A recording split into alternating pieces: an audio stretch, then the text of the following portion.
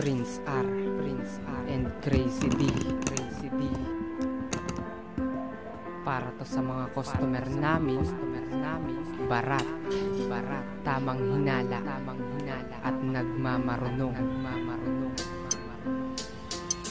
Ang sarap mong saksakin ng panghinang, dadaling kita sa aking pinag-aralan, para iyo din naman na malaman kung magkano ang aming binabayaran sa tuwing kami inyong binabarat lang. Di naman lahat kami ay magnanakaw, bakit lagi nyo na lang kaming pinagdududahan?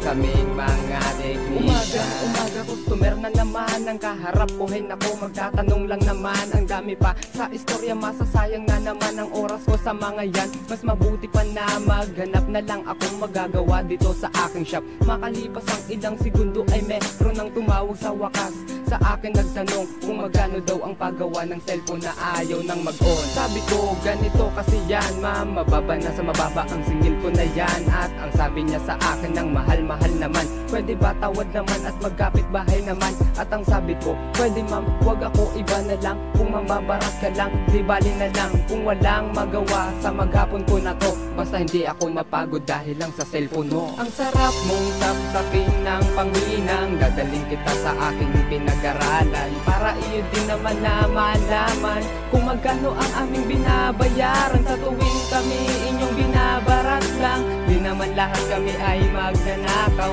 bakit lagi nyo na lang kaming pinagdududahan? Kaming mga technician. Kuya, magkano ba paggawa ng cellphone? Wala naman siyang sira eh. Ayaw niya lang talaga mag-on. Oo, okay. O diba sa'yo na rin nanggaling na wala naman palang problema yan, iba't dinala mo sa akin yan. Kaya ka nga nandito kasi nga sira na yan. Sino ba naman hindi mababaliw sa customer na yan?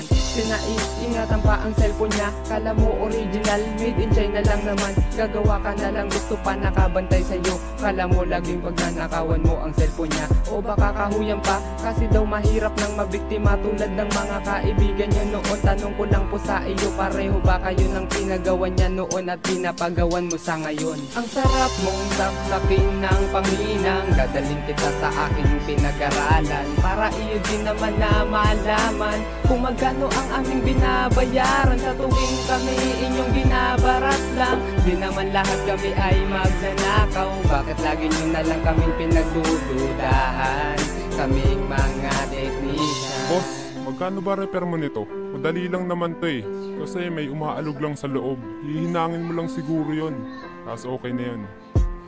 Sa gusto lang makakitid, sasabihin madali lang. Sigurado ang pera nito ay kulang, kaya ako na lang ang kanyang tinuturuan. O sige, payag na ko, ikaw na sa atin ang technician, at ako ang customer mo. Ako magpapaayos ng cellphone kong sira, at pag lalo mong nasira ay dyan mo na maiisip kung magkanong halaga ang mawawala sa'yo, dahil lang pinagpalit mo ang talento mo sa mas mababang halaga. Kaya dapat isipin nyo kung paano ba kami tagal sa ganitong pangit na imahe, at kung minsan ang kita namin ay tama lang sa pamasa. Ang sarap mong sapsapin ng panghinang, dadaling kita sa aking pinag-aralan, para iyo din naman na malaman kung magkano ang aming binabayaran sa tuwing kami inyong binabarat lang. Di naman lahat kami ay magnanakaw, bakit lagi nyo na lang kaming pinagdududahan? Kaming mga technician. Hay nako, ang tumal na naman. Ano bang nangyayari sa mga araw ko? Magka-artista na lang talaga ako.